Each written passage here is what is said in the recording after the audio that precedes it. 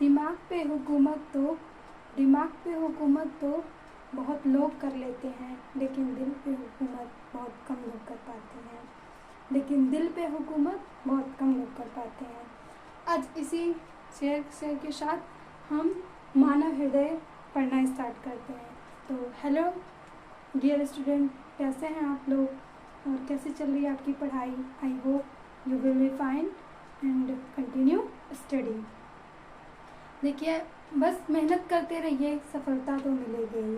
देखिए, आज हम हार्ट पढ़ेंगे और हार्ट हमारे शरीर का एक बहुत ही इम्पॉर्टेंट टॉपिक है, इम्पॉर्टेंट हिस्सा है, क्योंकि बिना हार्ट फिर मानव ही नहीं। ब्लड को यहीं से तो ब्लड पंप होता है। और हृदय, देखिए, हमें मेहनत भी दिल से करनी चाहिए और कोई विचार भी या कोई रिश्ते निभाने हो दिल से निभाने चाहिए, क्योंकि जो भी काम हम दिल से करते हैं वो हर तरह से अच्छा होता है और हम अच्छा कर सकते हैं उसमें।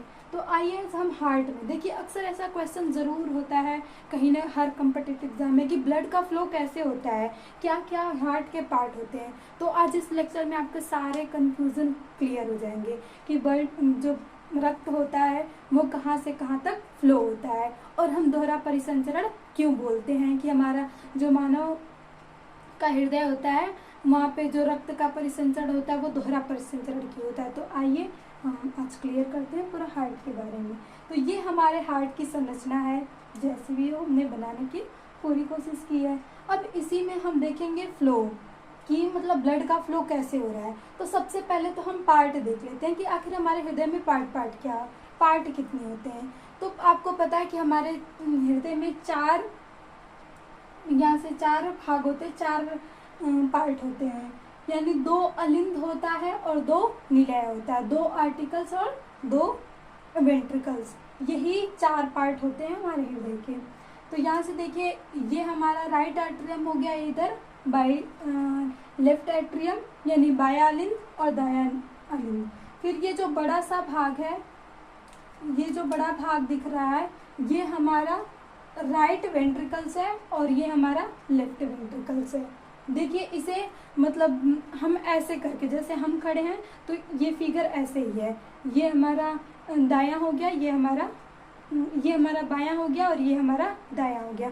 तो इस फिगर को ऐसे ही समझना है, दायां बायां। इधर 2 निलय हो गया और 2 अलिंद हो गया। तो इसी को 4 चैम्बर्ड बोला जाता है कि हमारा हृदय 4 चैम्बर्ड होता है। मानव जो होते हैं 4 चैम्बर्ड होते हैं। अब देखिए यहाँ पे ब्लड फ्लो कैसा, ये हमारा निलय हो गया, ये इंफीरियर वेना कावा, ये सुपीरियर वेना कावा।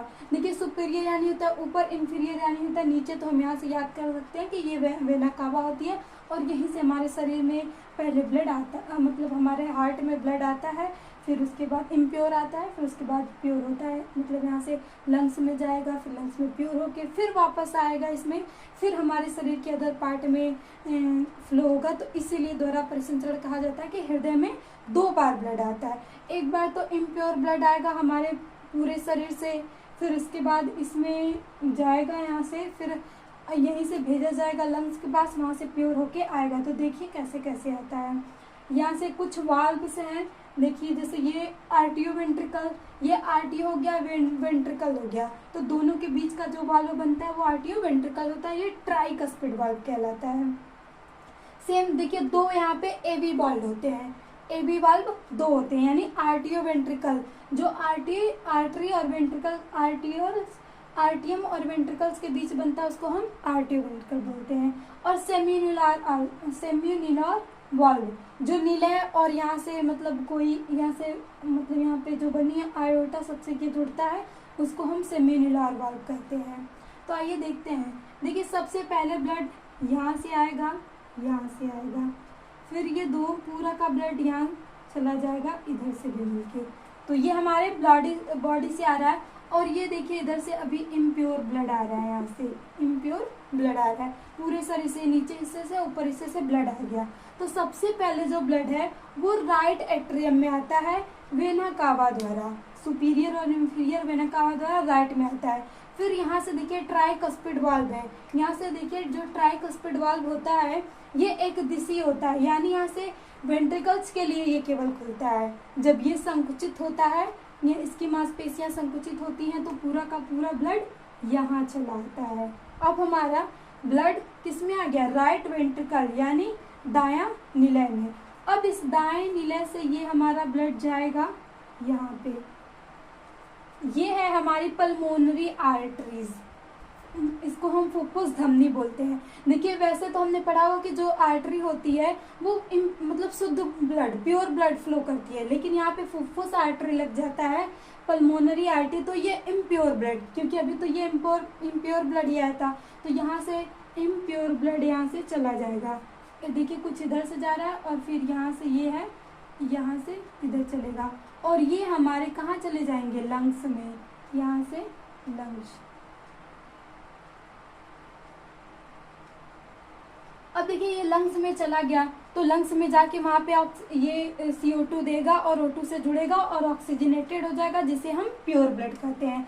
अब यहाँ से आता है हमारा प्योर ब्लड, यहाँ से देखिए प्योर ब्लड यहाँ से आएगा। अब यहाँ से प्योर ब्लड आया और ये हमारा है बायां अलिंद, लेफ्ट वेंट्रिकल। अब यहाँ से ब्लड आएगा, फिर देखिए इधर से भी आएगा और ये पल्मोनरी वेन यहाँ से भी आएगा। तो जो पल्मोनरी वेन होती है, यहाँ भी पल्मोनरी वेन है, यहाँ भी वेन, क्योंकि दोनों हमारे जो लंग्स होते हैं वो भी लेफ्ट राइट होते हैं, तो इसमें भी लेफ्ट राइट करके जाता है। तो इधर से देखिए राइट लेफ्ट वाला जाएगा और इधर से राइट वाले की तरफ जाएगा और वहाँ फिल्ट्रेशन होगा। उसके बाद जो पल्मोनरी वेन है, ये जो राइट वाली है यहाँ से लेके आएगी और लेफ्ट वाली यहाँ से ले जाएगी और दोनों यहाँ से आके मिलेंगे हमारे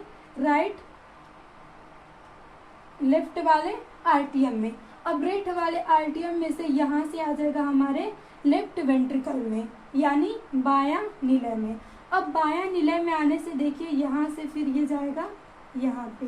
अब यहाँ से जाने के बाद फिर ये मतलब इससे पीछे जुड़ा हुआ है, यहाँ चला आएगा और यहाँ से फिर ये अलग हमारे पूरे बॉडी में परिसंचरित हो जाएगा।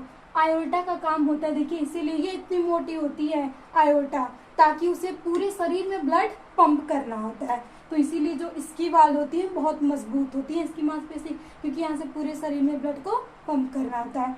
तो ये हमारा ब्लड का फ्लो हो गया, बस इतना था। ब्लड सबसे पहले आया हमारे राइट एट्रियम में, राइट एट्रियम के बाद राइट वेंट्रिकल में, राइट वेंट्रिकल के बाद लेफ्ट यहाँ से पल्मोनरी आर्टरीज में चला गया, लेफ्ट पल्मोनरी आर्टरीज और राइट पल्मोनरी, केवल हम बोल सकते हैं कि पल्मोनरी आर्टरीज में। फिर वहाँ से लंग्स में गया, लंग्स में प्योरिफिकेशन हुआ। फिर उसके बाद यहाँ से देखिए पल्मोनरी वेन द्वारा, जो फुफ्फुस शिरा द्वारा होती है, वहाँ से ब्लड आता है हमारे लेफ्ट आर्टरियम में। लेफ्ट आर्टरियम के आने के बाद आता है लेफ्ट वेंट्रिकल में, लेफ्ट वेंट्रिकल के बाद चला जाता है आयोटा में और आयोटा से हमारे पूरे बॉडी में, यहाँ से पूरे बॉडी में फ्लो होगा। तो ये हमारा था हार्ट, पूरा ब्लड का फ्लो ऐसे ही होता है। तो यहाँ से देखिए सारे पार्ट भी क्लियर हो गए और हमारा ब्लड का फ्लो भी हो गया। यहाँ से सारे पार्ट हमारे जितने भी थे पूरा क्लियर हो गए। दो प्रकार के वाल्व पा गए, आर्टियो ventricles and semilunar valve. तो ये देखिए ये जो ट्राइकस्पिड होता है और ये बाइकस्पिड होता है। यहाँ पे जो राइट लेफ्ट की तरफ होता है उसे हम बाइकस्पिड या मिट्रल बोलते हैं और जो राइट होता है उसे हम ट्राइकस्पिड बोलते हैं। इसमें वाल्व पाए जाते हैं ट्राई बाइक करके, तो वही होता है। और सभी एक दिशीय होते हैं, क्योंकि इधर से ब्लड आ जाएगा तो नहीं कि वापस नहीं जाएगा, जहाँ से भी ये सारे ब्लड आ जाएंगे वापस नहीं जाएंगे। इसीलिए ये सारे जो वाल्व होते हैं वो एक दिशीय होते हैं और ये बंद हो जाते हैं। तो देखिए कभी कभी ऐसा होता है कि जो ब्लड आने के बाद जो वाल्व होता है खुला रह जाता है, जिसके कारण ब्लड जाने लगता है थोड़ा थोड़ा ऊपर, तो इसे हम बोलते हैं ब्लड लीकेज, हार्ट लीकेज। तो उस इंजरी हो जाती है, फिर उसके बाद हमारे अंदर मतलब बिगड़ जाता है इसका फ्लो, तो वहीं पे हार्ट की दिक्कत आ जाती है। तो ये हमारा पूरा हार्ट था, यहाँ से हमने पूरे ब्लड को फ्लो को समझ लिया। पहले राइट एट्रियम में, राइट एट्रियम से राइट वेंट्रिकल में, राइट वेंट्रिकल से पल्मोनरी आर्टरी में, पल्मोनरी आर्टरी के बाद लंग्स में, लंग्स के बाद फिर वहाँ से फिल्ट्रेशन के बाद पल्मोनरी वेन लेके आएगी लेफ्ट आर्टरियम में, लेफ्ट आर्टरियम के बाद लेफ्ट वेंट्रिकल में, लेफ्ट वेंट्रिकल के बाद आयोटा में जाएगा और आयोटा से में पूरी बॉडी में परिसंचित हो जाएगा। तो आई होप कि आपका सारा डाउट्स क्लियर हो गया होगा। तो मिलते हैं नेक्स्ट सेशन में, और आपको जिस टॉपिक पे वीडियोस चाहिए आप कमेंट्स में ज़रूर लिख के बताएं। Thank you.